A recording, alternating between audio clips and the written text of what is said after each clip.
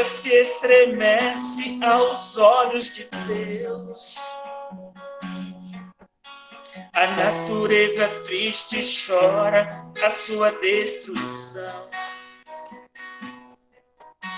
O homem finge não saber todo o mal que ele causou, destruindo aqui na terra o que ele não plantou. Quando falta à sua mesa o pão de cada dia, ele culpa a natureza e diz que não sabia. O céu que a todos oferecem a luz do sol para se aquecer. Deus, bondade infinita, é quem nos faz viver. Por tudo isso, quero aprender a perdoar, sentir a força do bem, voar nas asas leves do amor, do amor. Por tudo isso, mergulhar no céu infinito, saciar a minha sede de paz. Por tudo isso, Deus, eu grito. Por tudo isso,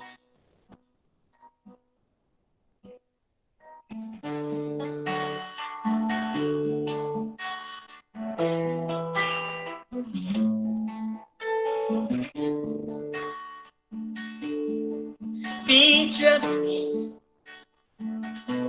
você que está cansado, você que está aflito, que eu te aliviarei. Segue o meu caminho, que eu te conduzirei. Eu te darei abrigo, nunca te deixarei. Se sentes tão sozinho, não desespere, ó meu irmão, eu estarei contigo. Tenha confiança, eu sou o seu amigo.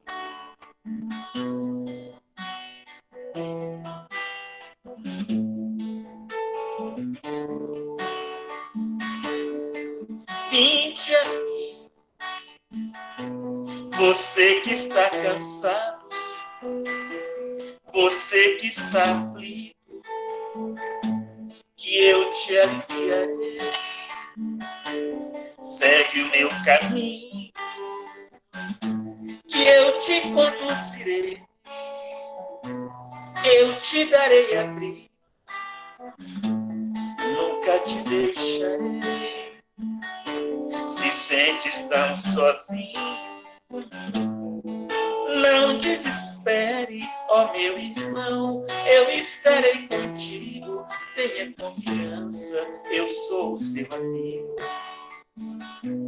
Eu estarei contigo, tenha confiança, eu sou o seu amigo.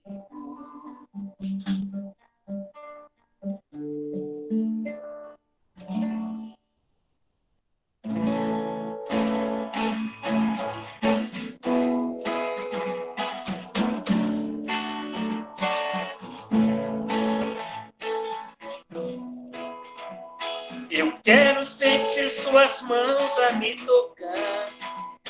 Eu quero ouvir sua voz a me chamar. Eu quero entrar nesse espaço infinito, voar bem longe, depois voltar. Eu quero entrar nesse espaço infinito, voar bem longe, depois voltar. Ver a luz dos teus olhos em meu caminho, saber que por onde eu for não estou sozinho. Eu quero caminhar pelo mundo, plantando a semente de amor.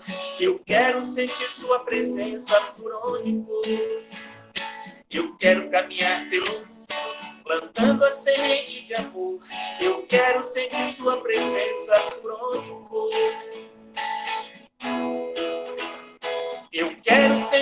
suas mãos a me tocar. Eu quero ouvir sua voz a me chamar. Eu quero entrar nesse espaço infinito, voar bem longe, depois voltar.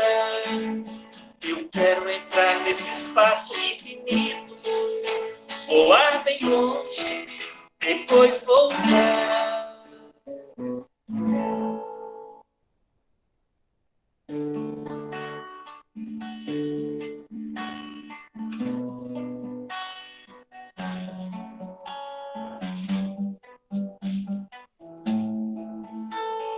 Olha lá no alto da montanha, uma luz imensa a brilhar. Escuta a voz do vento que te chama. É Jesus querendo te falar. Vinde a mim, você que está cansado, eu te aliviarei. Sou a luz lá no alto da montanha, o caminho que vai te levar a Deus. Então vem e segue o meu caminho, e não olhe para trás, e encontrará um mundo mais feliz, e terá para sempre a minha paz. E encontrará um mundo mais feliz, e terá para sempre a minha paz.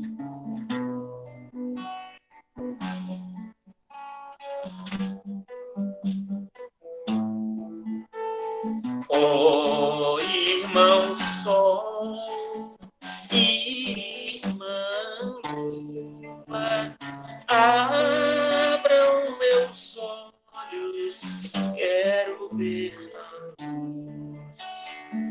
Oh, irmão vem, irmã chuva, cantem pra mim canções que tragam paz. Eu amo, gosto de viver, vivo nos campos entre meus irmãos, sempre cantando com muita alegria. Passo os meus dias pregando o amor.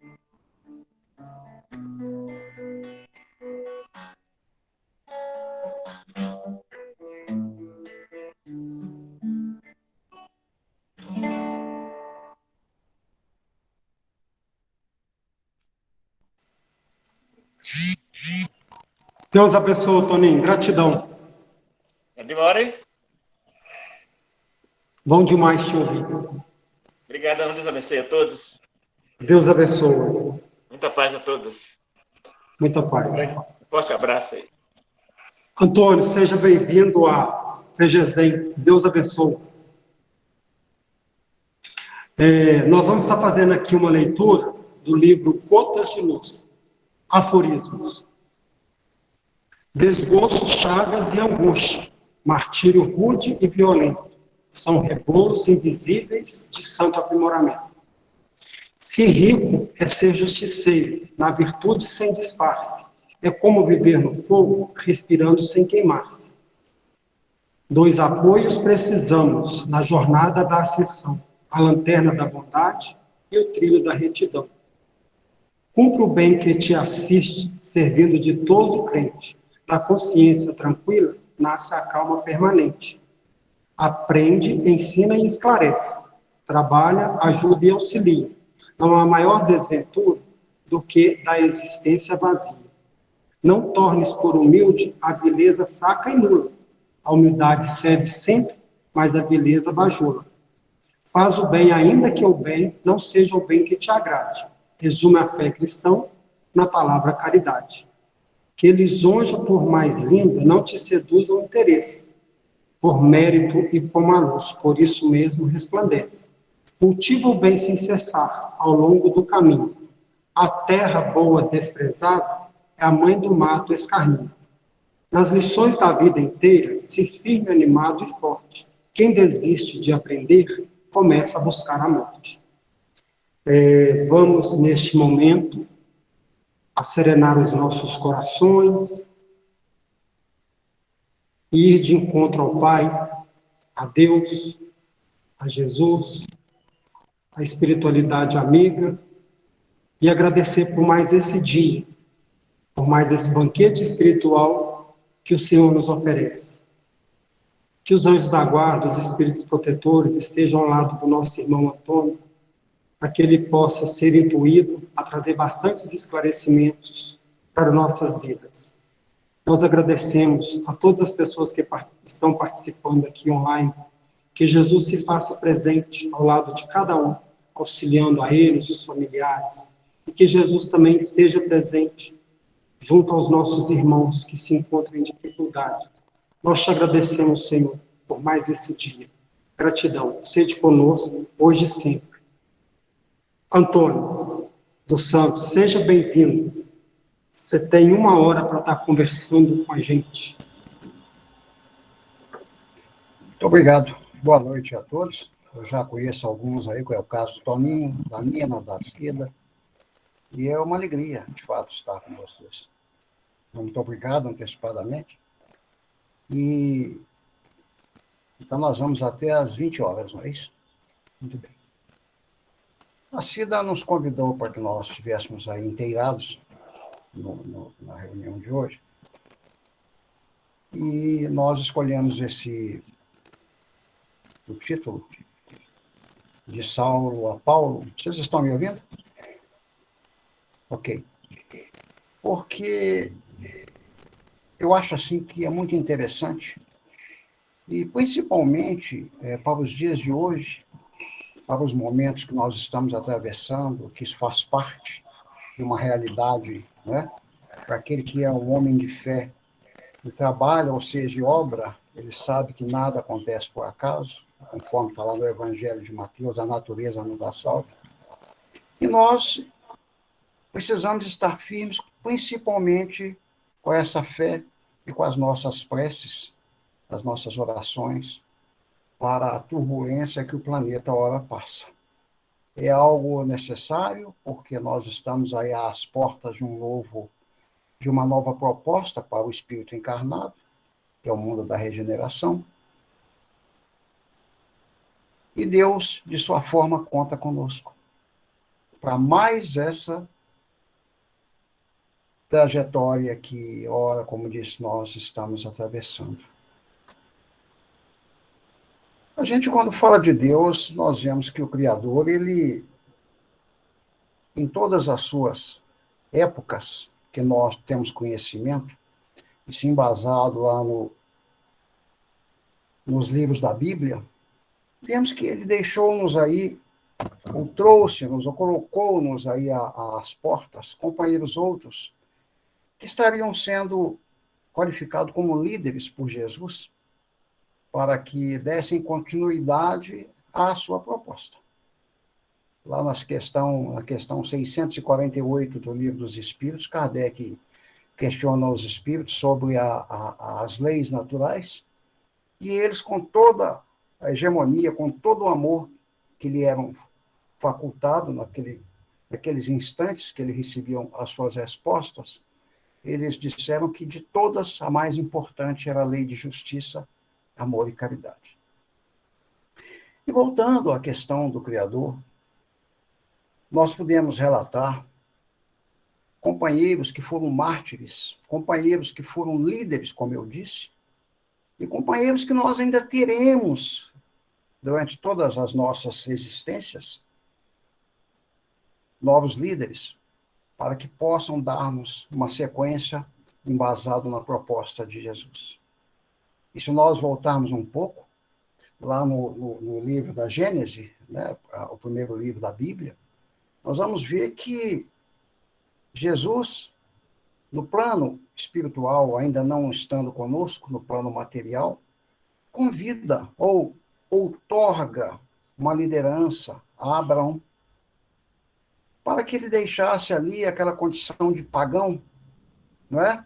O que sejam pessoas, né? Que é um pagão, são pessoas que não seguem os conceitos das religiões tradicionais, que ele deixasse ali aquela condição de pagão, ajuntasse a tua esposa, Saraí, e mais alguns outros, e algumas de suas, das suas situações adquiridas, e partisse, porque a partir daquele momento ele estaria fazendo parte da história da qual o Criador, como disse, lhe não impunha, mas lhe dava a condição de líder, porque seria ele, eu não digo o mártir, mas seria ele aquele que daria assim, um impulso aos primeiros passos para o condicionamento de uma liberdade, principalmente para os hebreus.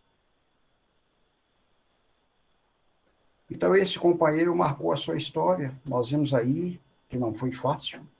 Nós vimos aí que ele, de um condicionamento que ele se propunha em vida, ele teve que fazer muitas mudanças. Mas muitas mudanças exatamente para obedecer aquele condicionamento, aquela proposta ali que fora feita. Então, houve uma transformação de pessoa, houve uma alteração no seu nome, houve algumas situações da qual ele foi imposta para que ele, não que ele duvidasse, mas que ele tivesse mais fé naquele que o havia dado essa oportunidade como convite.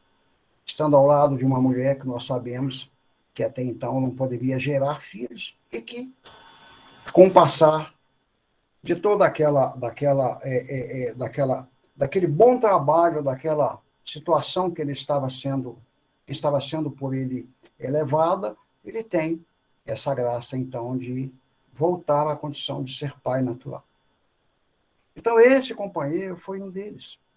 Nós podíamos chamá-lo de Abrão para Abraão, porque a mudança de nome, em todo o contexto bíblico, a mudança de nome não só no Velho Testamento, como nós vemos muitos lá, mas também no Novo Testamento, como nós vemos muitos, eram assim questões, não por simplesmente por mudar o nome, foi eu vou chamar agora, me chamo Levi, mas eu vou me chamar Mateus. Não era simplesmente isso.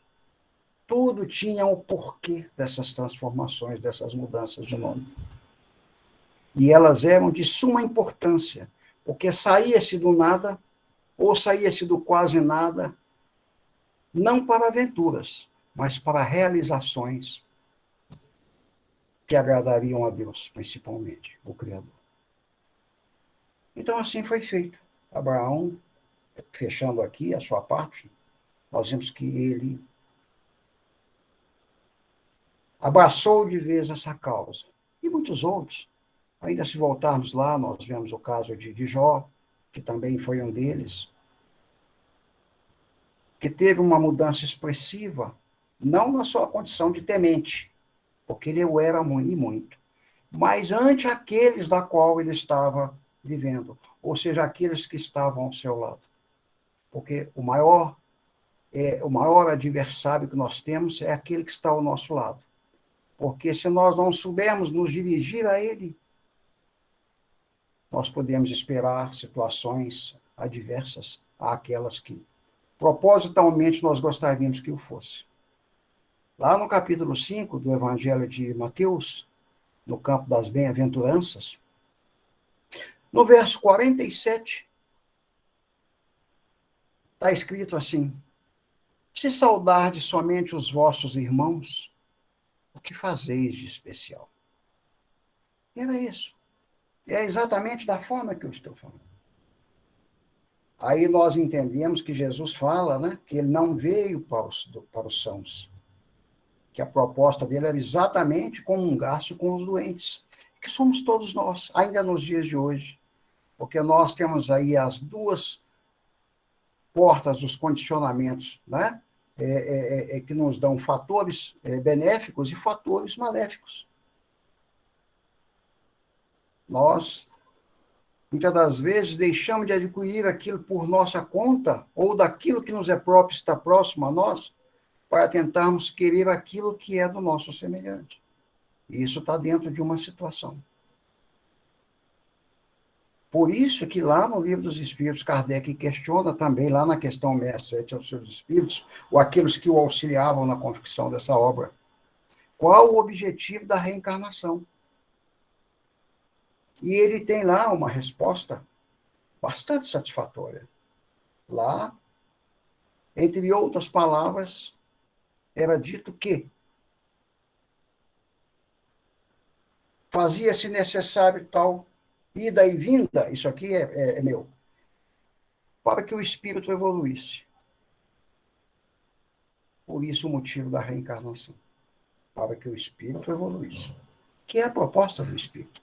O espírito reencarna quantas forem as vezes, para assumir débitos de vidas passadas, como nós vemos, já sabemos, e não só de passadas, mas também na vida atual. Das possíveis chamadas escorregadas que nós, evidentemente,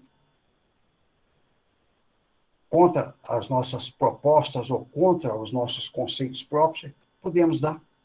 Então, também, situações da vida presente, nós poderemos estar resgatando nessa presente vida. Bom, voltando à questão de Paulo, ou de Saulo, como queira, nós precisamos também de deixar claro a vocês que o nosso propósito no condicionamento de Saulo a Paulo trata-se exatamente, e vamos estar falando somente e somente do caráter desses dois. Nada mais.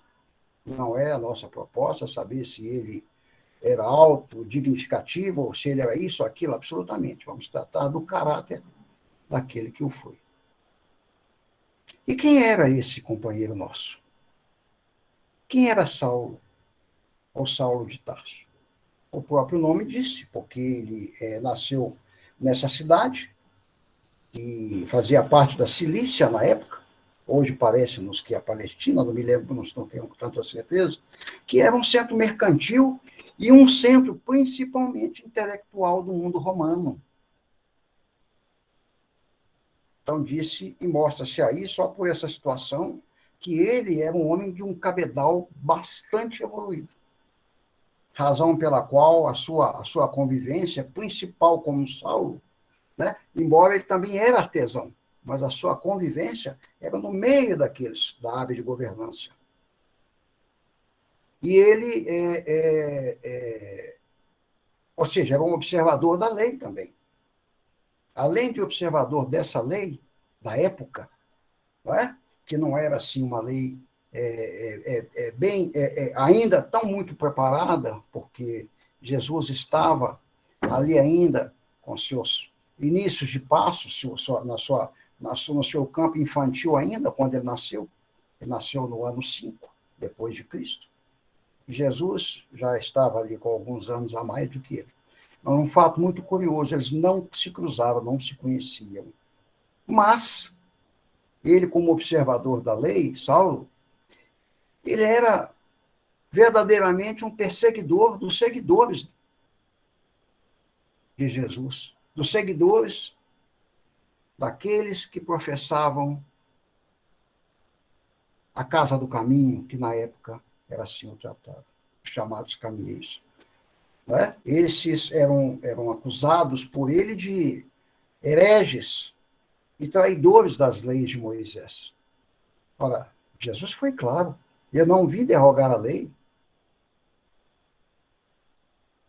mas dar-lhe um novo rumo, ou colocar um pouco mais de açúcar naquilo que estava. O próprio Cristo disse. Mas ele achava que já nessa época do Cristo,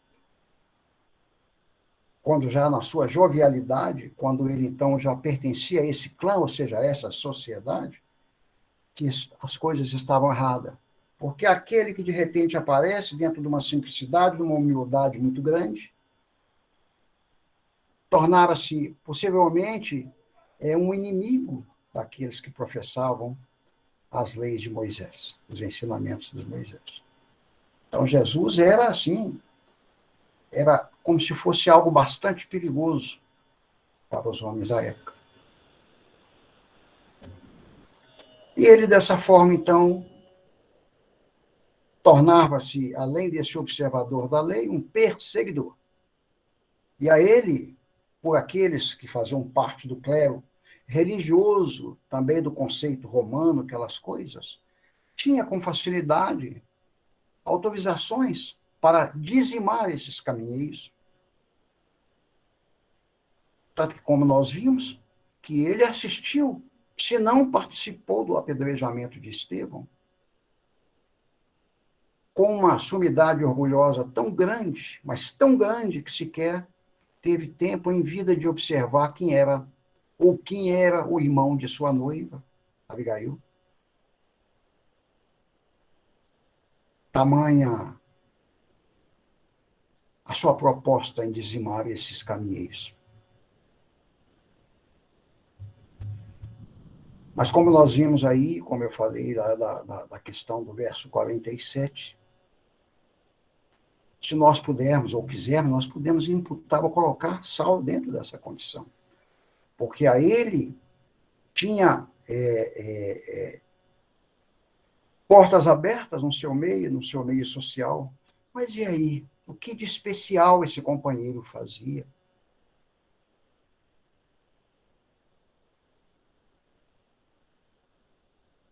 Nada. Porque aquilo ali era simplesmente algo dentro de um patamar, sabe, sem igualdade ou diferenciamento nenhum. Uma particularidade qualquer. Para quem já leu a obra Paulo e Estevão, não é? Vê-se a responsabilidade dele, não só naqueles que são atores ou companheiros ou presenciadores ou elementos principais daquela história, nós vemos a responsabilidade desse companheiro. Quando nós falamos da questão 648 do Livro dos Espíritos, ou 646, que fala sobre 648 mesmo, que fala sobre essas chamadas leis naturais ou divinas, nós vimos que todas elas têm um campo social, né, algo que encaixa perfeitamente com as 10 leis de Moisés, com o Decálogo. Lá, a primeira lei, amarás a teu Deus, não é isso? Fala do amor a Deus, né? Amarás a Deus sobre todas as coisas e ao próximo como a ti mesmo. E se nós formos na primeira lei natural, é a qualificação da lei de adoração. O que é adoração? Nós adoramos aquilo que a gente bem entende, que nos é benéfico, que nos é bem. O que Paulo sempre falava, já na sua condição bem a posteriori, examinar tudo e retenha somente o que é bem, e é o que nós fazemos antes dessas situações. Então, esse companheiro passou toda essa vida satisfazendo a vontade daquele chamado, digamos assim, daquele clero religioso, da qual o próprio Cristo veio, num certo momento, né, para que essa lei de justiça, amor e caridade, qualificada como a principal das 10 leis naturais, se fizesse a partir de então. Jesus entendia que a justiça não era aquele que a fazia, mas era aquele a qual tornaria-se justo. Essa era a justiça que se estava dizendo. Ao homem ser justo, ao homem repensar os teus erros, que eram na maioria ou quase todos das suas vivências. E ele veio, diante desses fatos, como eu já te falei, que não veio derrogar a lei, mas dar um amor nesse condicionamento, nessa lei. Se lá na época de Moisés era olho por olho, dente por dente, ele viu de forma diferente. Atire a primeira pedra aquele que não estiver sem pecado. Essa era a proposta, ou uma das propostas dele. Mas o homem da época ainda, da época da vivência, dos passos ao lado com Jesus, ainda não entendiam verdadeiramente o que era esse amor. que ele vinha trazer. Porque muitos deles, podemos citar vários, entendiam que ele era humilde e simples, mas essa simplicidade, muitas das vezes, não era aceita dentro dos seus corações. Eles não assimilavam.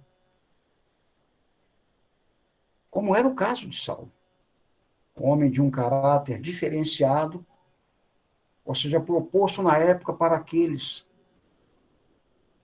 que eram os dizimadores, os governantes e por aí afora. E lembrar que Saulo tinha alguma coisa de judeu. Quando a gente fala alguma coisa, porque muitas das vezes tudo aquilo que nós temos, a gente quase nem considera, ou considera muito pouco tudo aquilo que nós temos. Mas esse homem, ainda da forma que ele era, com esse caráter arrogante, com esse caráter dizimador, perseguidor, ele é algo, aos olhos de Jesus, aos olhos do Criador, de suma importância na história ou na transformação do ser a partir de um certo momento. Ele morreu decapitado, como nós sabemos, na condição de Paulo, isso nos anos, só para nós lembrarmos, que não é tão evidente nem relevante, mas entre os anos 64 e 67.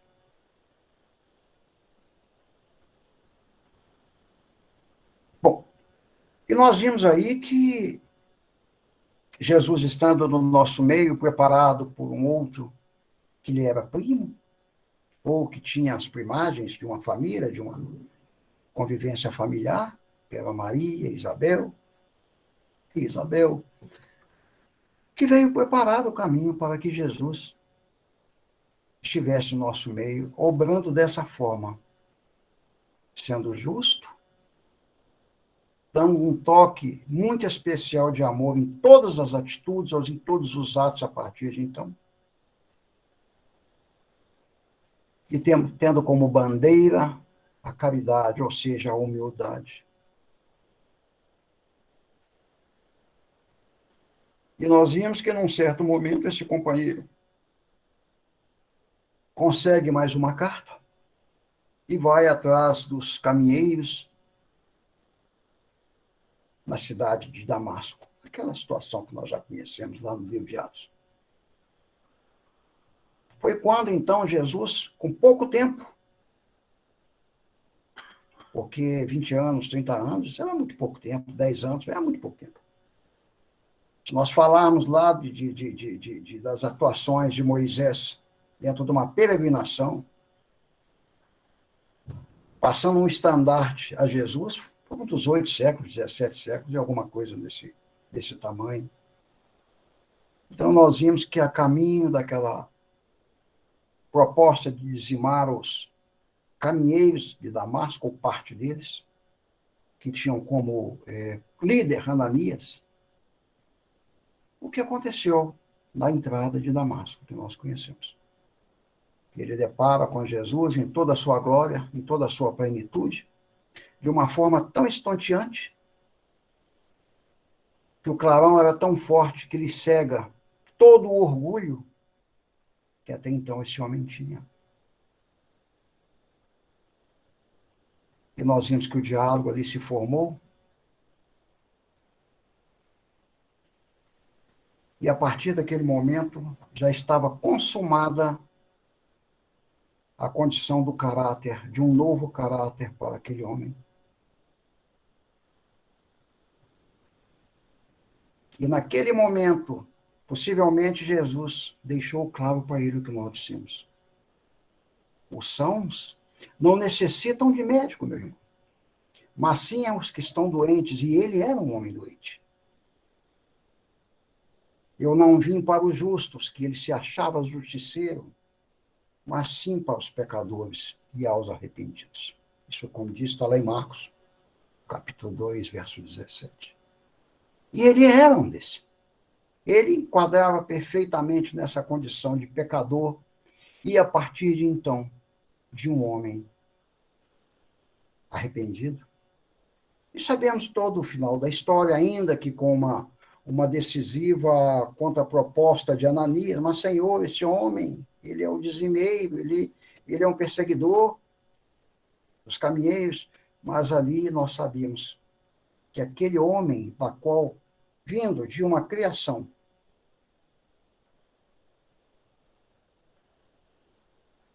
a partir daquele instante, teve a sua nova identidade configurada para os homens da época. E nós vimos que não foi pouco. Ele não foi assim de imediato, embora todo aquele orgulho após a estada de Ananias com ele, lá na chamada Rua da Direita, todo aquele orgulho em forma de escamas, a sua cegueira, que até então era a sua visualização ante o mal, que aquele clarão que Jesus, naquela forma de clarão, se apresenta aquele homem, então, naquele exato momento, tudo aquilo cai chão abaixo, como a mulher de Samaria, quando Jesus pede a ela que lhe desse água porque ele tinha sede.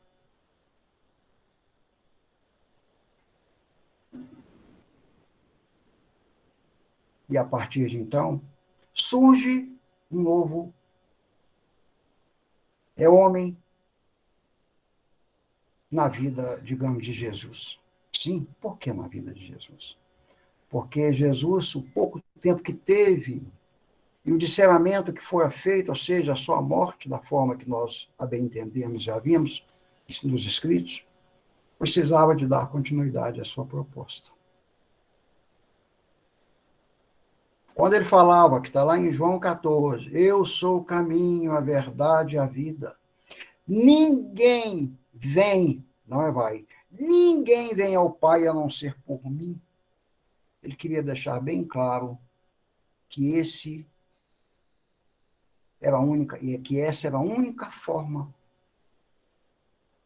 de que o coração do homem se abrisse, para que ali assentasse de vez a proposta de Deus, trazida de uma forma por Abraão, de outra forma por Moisés, por outro, até chegar no Cristo Jesus.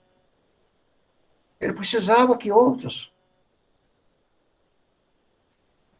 dessem continuidade naquela condição que lhe havia sido cortada com sua prisão, com tudo aquilo que nós sabíamos que lhe acontecer. Então, esse companheiro, possivelmente na história, da forma que o Cristo queria e precisava, era o primeiro pós-morte e o último dos vasos que ele tinha como surpresa para o ser humano, para o homem, aos dias de hoje, inclusive. Sim, porque o anterior a ele nós sabemos que foi Zaqueu, 10, 11, 7, 8, 10 dias antes da sua famigerada morte. Que era outro que estava, igualmente, Saulo, configurado para uma nova existência. Lá no verso 15 do capítulo 16 de Marcos, verso 15, capítulo 16 de Marcos, Jesus, em sua última transfiguração, na sua última aparição, Jesus está reunido com os 12 apóstolos. Mas espera aí. Teve um que suicidou, ou caiu do despenhadeiro lá e morreu, porque o galho quebrou quando ele tentava o suicídio. Então não seriam 11? Lá está escrito, no verso 15 do capítulo 16, curiosamente o último capítulo do livro de Marcos, que é o menorzinho de todos. Entre outras palavras, ele diz aos seus 12 apóstolos, ide todos vós e pregai a boa nova, ou o evangelho do Pai, a tanto quantos, ou a todas as partes do mundo. Ele ali outorgava àqueles que lhe eram até então discípulos, os promove a apóstolos, ou seja, de aprendizes a doutores, para que então levasse em vida aquilo que Jesus não teve condição da sua continuidade. E tinha lá no meio deles um que havia substituído Judas Iscariote, com um outro nome. E esse outro era Zaqueu.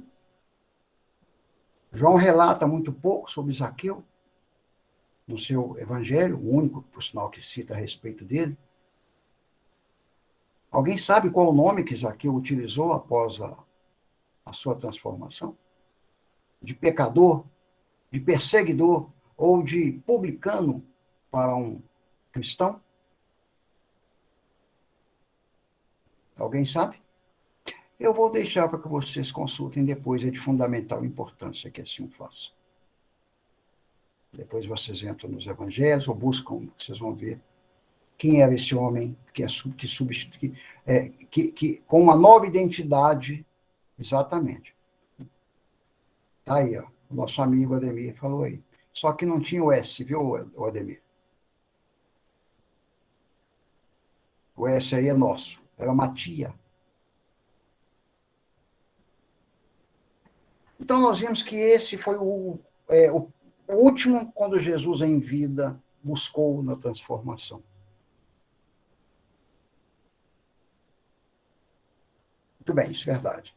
Então, voltando à questão de Saulo, nós vimos ali que, naquele exato momento, todo o orgulho, todos os vícios que até então aquele homem tinha, aquilo caíram chão afora após a estada de Ananias. E a sua visão, partindo por uma outra análise, passou a ser reestabelecida ali. Mas por uma outra análise, o seu coração era de um homem novo, de um novo homem. Ou seja, era o trabalhador que já estava pronto, porque o trabalho começou a partir daquele instante. Vimos aí que ele passou alguns anos em litígio, ou seja, consigo para si, somente para si, afastado, né, de toda qualquer situação. Vimos aí que esse homem encontrou, após a sua transformação, porque ele abraçou de vez, já na condição de como Paulo,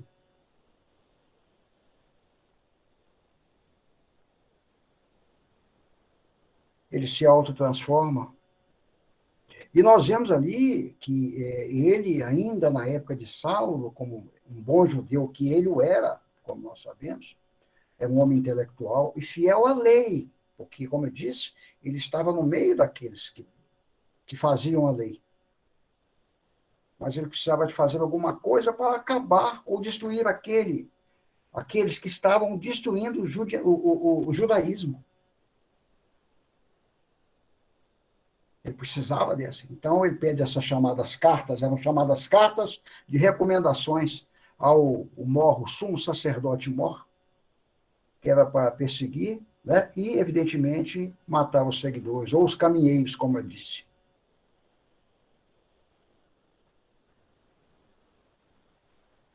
E a mudança decisiva desse homem foi quando ele disse àquele que lhe era próximo, Barnabé, e como é que chama aquele segundo evangelho lá?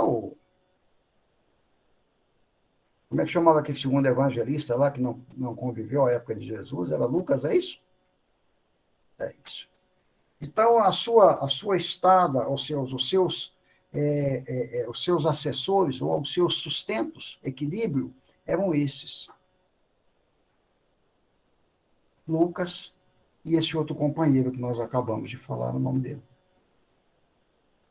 E ele, a sua mudança traz, porque até então ele ainda chamava, ou era chamado Saulo Paulo.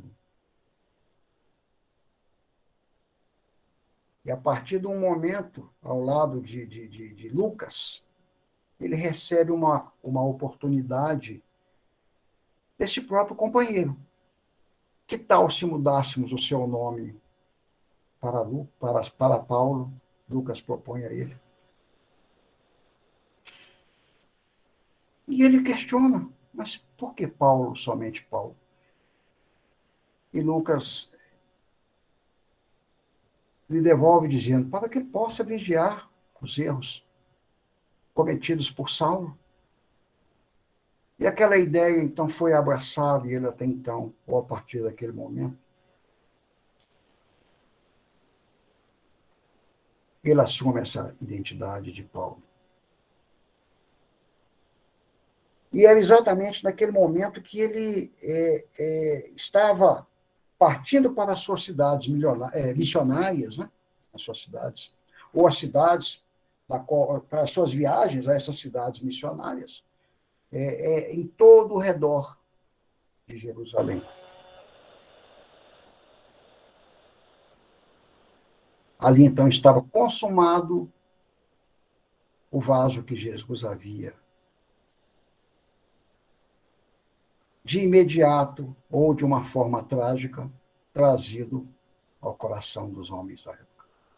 Porque, a partir de então, nós vimos que ele não teve quase que sossego, quase que tempo nenhum para si próprio.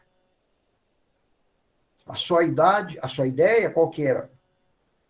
Ir aos grandes centros urbanos e buscar ali pessoas da periferia, porque ele precisava de começar inicialmente com os judeus. Porque nós sabíamos que, embora a época já se tinha conhecimento da questão principalmente de um só Deus, ele precisava de começar. Só que, por surpresa dele, nessa sua primeira investida, já como Paulo, ele teve a rejeição dos judeus e muitos conflitos. Então, o que ele fez? A estratégia era outra, ele precisava de trabalhar. Ele precisava de mostrar, inclusive aqueles que ainda tinham por ele grande respeito, aqueles do clero, esses sacerdotes por aí afora, que a sua forma de vida era outra. Então, o que ele faz? Ele passou a anunciar o evangelho a esses chamados pagãos, que nós citamos há pouco lá, que foi essa a primeira trajetória de Abraão, que deixasse, né, de lado esse paganismo, ou seja, a falta de conhecimento das religiões tradicionais. Então ele foi buscar aqueles, ou seja, se eu estou tendo dificuldade no meu primeiro ponto de trabalho, no meu primeiro condicionamento àqueles que têm conhecimento, eu vou atrás daqueles que são, digamos, analfabetos, que nenhum conhecimento têm. E aí é que a gente entende que o Cristo fala que ele não veio para os sábios ou para os sãos, mas para os doentes. Porque todos aqueles que ainda eram qualificados como pagãos, ou seja, os chamados helenitas, né, da época, e eles estavam assim em cima do muro. Porque se eu assumo isso, eu estou sujeito a isso. Mas se eu não assumo isso, eu não estou sujeito àquilo. Então ele corre atrás daqueles. E vimos que Paulo ele teve muitas oportunidades. Para quem tem conhecimento das suas cartas, nós vemos que todas elas trataram de todas as formas que o próprio Cristo assim então pediu a ele. Que tratassem algumas dos quais ele enviou as cartas aos coríntios, aos tessalonicenses e por aí fora, algo daquilo que eles mais tinham necessidade de assimilar, de assumir e trazer para si. Sobre a questão da justiça ou de ser justo para alguns. A questão do amor, as cartas aos coríntios, elas são totalmente recheadas, 100% desse amor. E para outros, ainda mais difíceis, a base ou a proposta era a caridade. Porque ele precisava de abraçar ou de entrar de uma forma que o próprio Jesus havia lhe dado o condicionamento aos corações dos homens.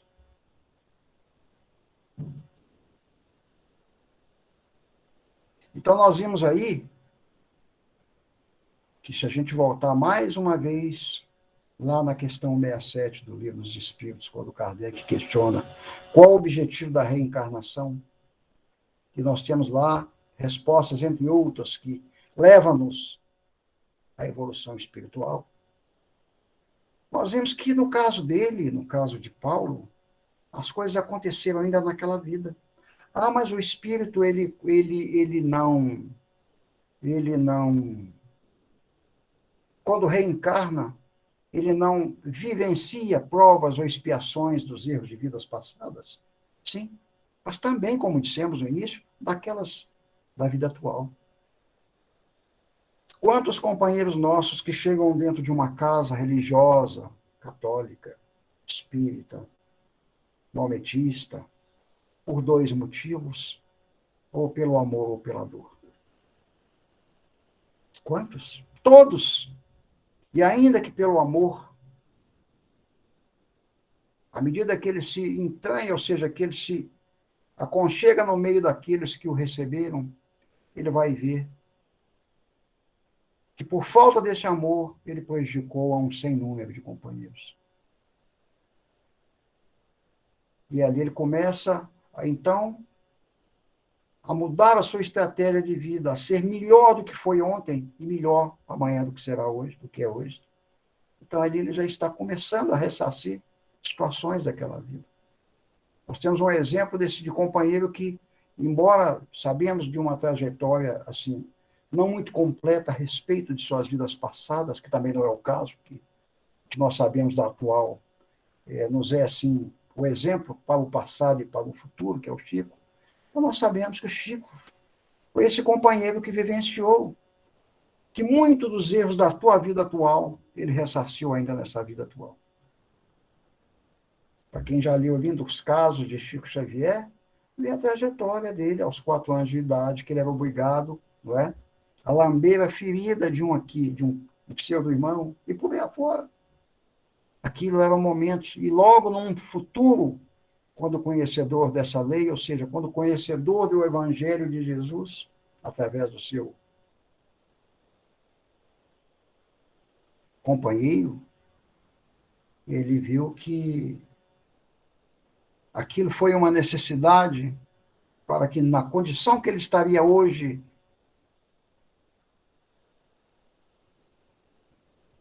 aquele mal tivesse apagado da sua vida.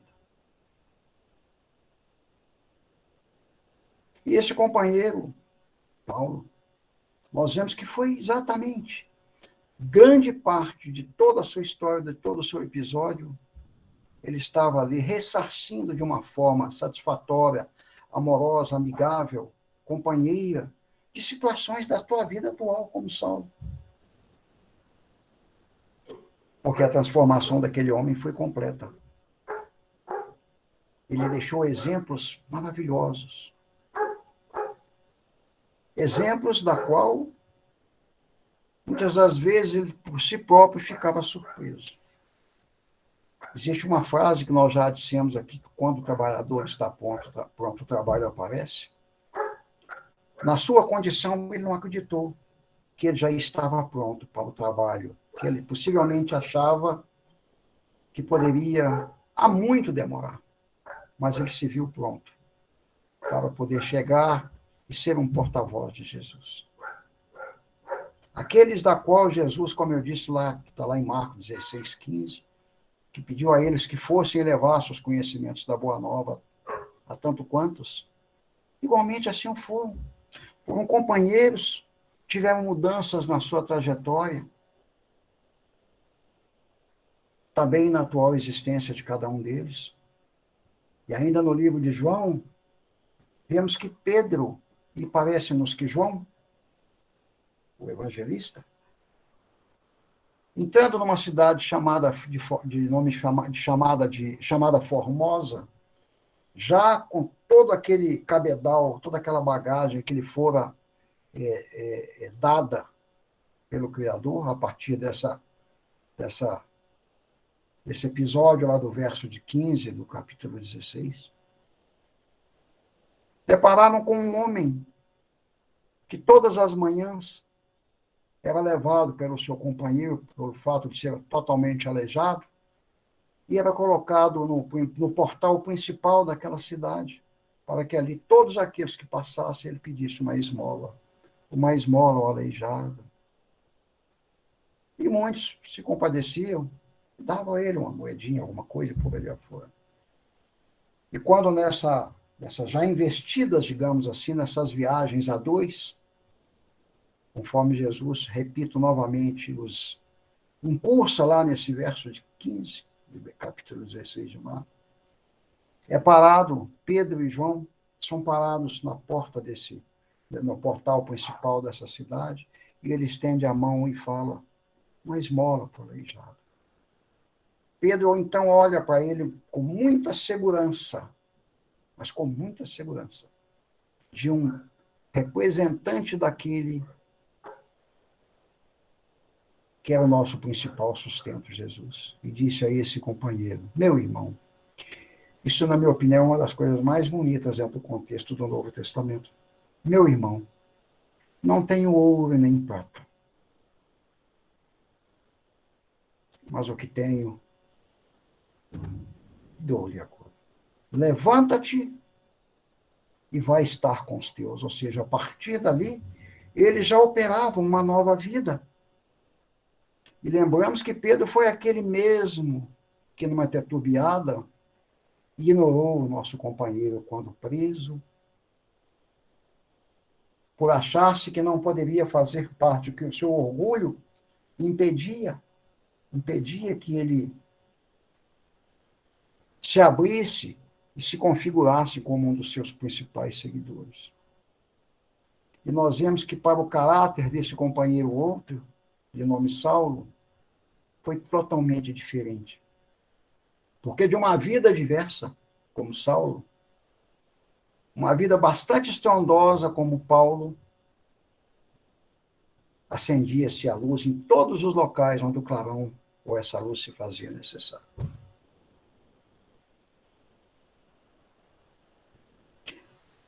Então, nós podemos, a partir desse momento, entendendo os dois caráteres de Saulo, ou seja, o caráter de Saulo e o caráter de Paulo, um novo caráter, nós podemos entender,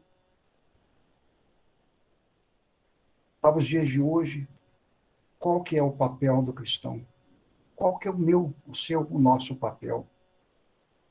Lembrando que ainda somos espíritos imperfeitos, ainda somos espíritos a caminho, e que iremos e voltaremos, que voltaremos e iremos e voltaremos. Quantas forem as vezes necessárias até que nós nos incursemos ao mundo dos espíritos puros. Então, cabe-nos, nesse momento,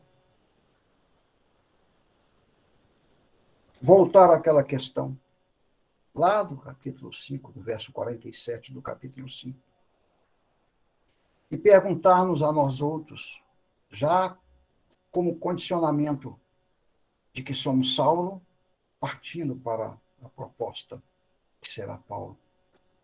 O que temos feito de especial?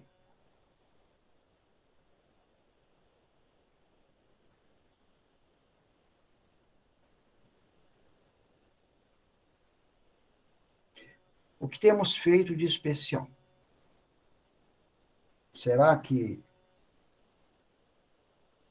as nossas atividades, os nossos propósitos ante ao nosso semelhante são satisfatórios? Será que verdadeiramente nós não estamos vivenciando, embora dentro de uma proposta, somente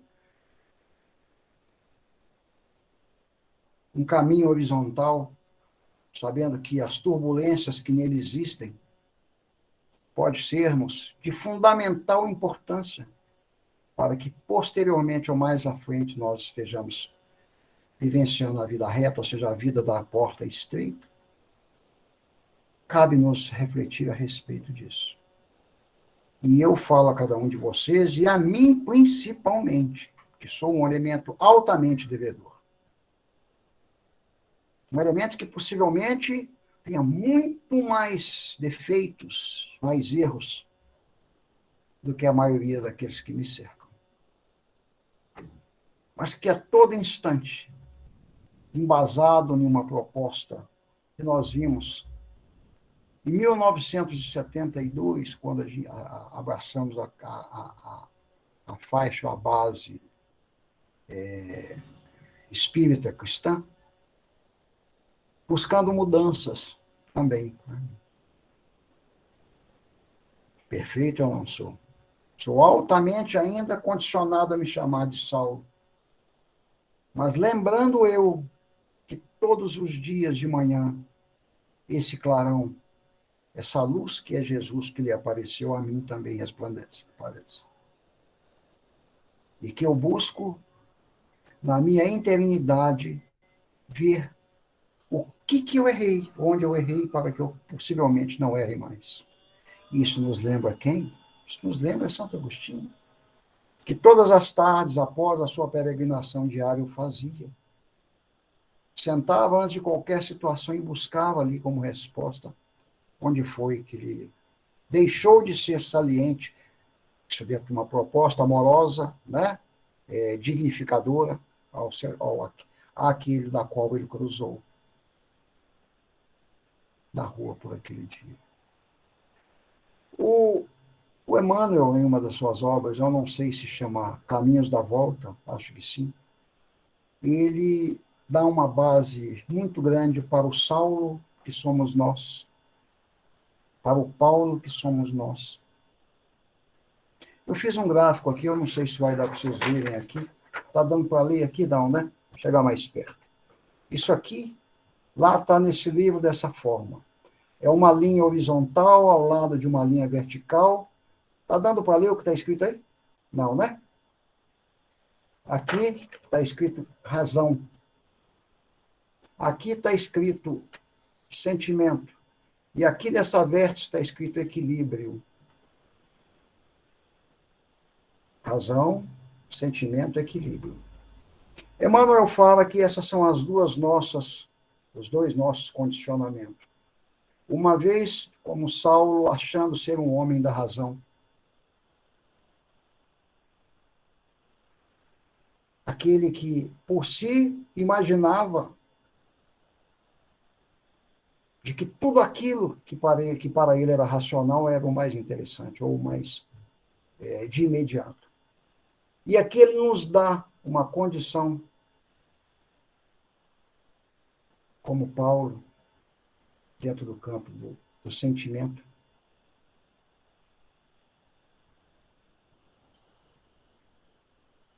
Porque agia pensando. Como Paulo agiu pensando, agiu embasado na sua proposta. E ele deixa claro que para nós chegarmos a uma condição final desse Paulo, é necessário que esse equilíbrio, essa vértice, ela esteja legalizada com o horizontal, o vertical, não pendendo para lado nenhum, e muito menos o horizontal pendendo para baixo ou para cima. Aí sim, nós seremos um Paulo por completo. Sabemos aí do trabalho de cada um de vocês. Fizemos aí durante 28 anos campanhas do Quilo, principalmente na casa de Bezerra de Menezes, lá do Santa Efigênia. E vimos através dessas nossas estadas semanalmente às ruas, com o bordal, a sacola nas costas, muitos exemplos de tantos Saulos e Paulos, da qual nós passávamos naquela manhã por eles, mas que todos nos seus itinerários, mês a mês, semana a semanas, mas que numa próxima estada, a transformação daquele que nós havíamos visto como Saulo para a condição já de Paulo. Quantos companheiros a qual batíamos a porta e esses nos edificavam com alimento para aqueles que, eventualmente, aguardavam na sua distribuição. Certa época,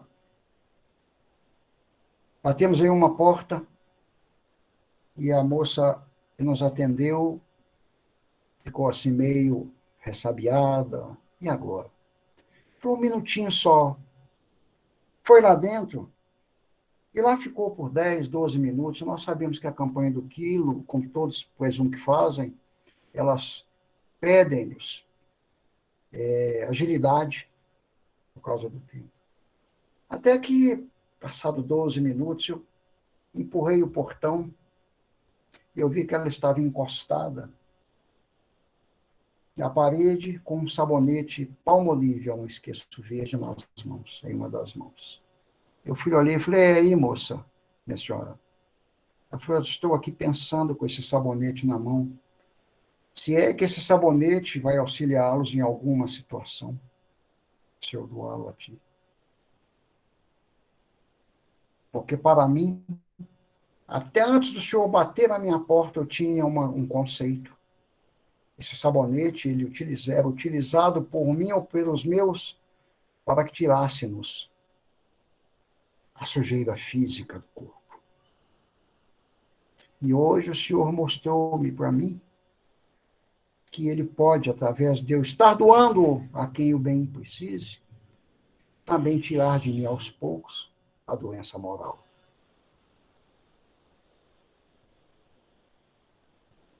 E aquilo foi o maior troféu que eu tive na minha vida durante 28 anos de campanha. Essa mulher ali, naquele exato momento, ela transforma-se de uma condição de Saulo para uma condição de Paulo. E eu vejo que o nosso tempo está por 3 minutos. Eu, mais uma vez, porque eu falo durante 3 vezes, nas vezes que nós falamos aos companheiros, esse verso 47 do capítulo 5. E eu pergunto a todos nós, se nós estamos vivendo somente, ou saudando somente os nossos irmãos, o que nós temos feito de especial. Eu agradeço a cada um de vocês pela oportunidade da noite. A Cida, a todos vocês. Meu muito obrigado, que Jesus nos abençoe e que nós possamos amanhã, ou a partir de agora, abraçarmos de vez a causa de a cada segundo ou a cada passo que Paulo habite os nossos corações. Muito obrigado a cada um de vocês.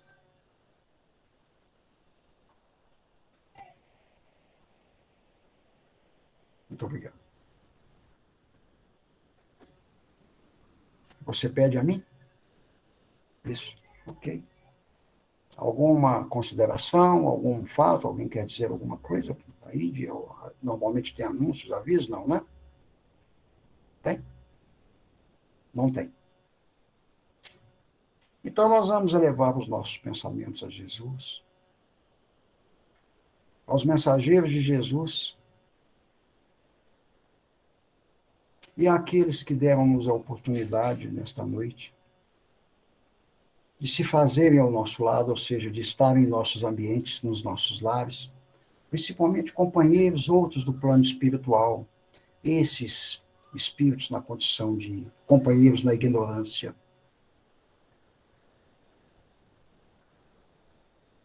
Para também ouvirem e receberem como proposta, como luz, o ensinamento que nos fora dado no inteirinho da noite. O nosso agradecimento a Ti, Senhor. O nosso agradecimento a Ti por essa oportunidade. O nosso agradecimento a Ti, Senhor, por tantos os lares ao redor dos nossos lares que objetivam essa luz que paira nesse exato momento nos nossos lares.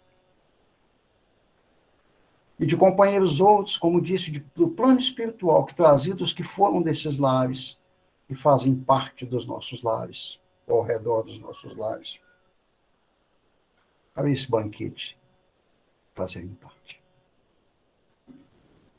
No seu momento, Senhor, quando da última ceia, deixou bem claro a todos os outros que eles se encontravam, não só os presentes, esses outros companheiros em espírito, na condição espiritual, que o Senhor estaria se idealizando para uma nova proposta, mas que estaria conosco até o final dos tempos. E hoje, Senhor, aqui na sua presença, nós queremos lembrar dos nossos irmãos que se encontram nos leprosários, que se encontram nos asilos, nas penitenciárias, que a cada um, Senhor, ante a obra que busca para si e para ti, receba, dentro da sua necessidade, o bálsamo que lhe é devido. O nosso muito obrigado por mais essa oportunidade. E fazemos a prece que nos ensinaste, Senhor. Pai nosso que estais nos céus, santificado seja o vosso santo e sagrado nome. Venha a nós o vosso reino de luz, de amor e de paz. Seja feita a tua vontade, assim na terra como no céu. O pão nosso de cada dia, dai-nos hoje e sempre, Senhor. Perdoai as nossas ofensas à medida que perdoamos àqueles a quem temos ofendido. E não nos deixeis cair em novas tentações, mas livrai-nos do mal, pois teu é o reino, o poder e a glória por todo sempre. Nosso carinho e o nosso obrigado, Senhor. Muito obrigado a vocês.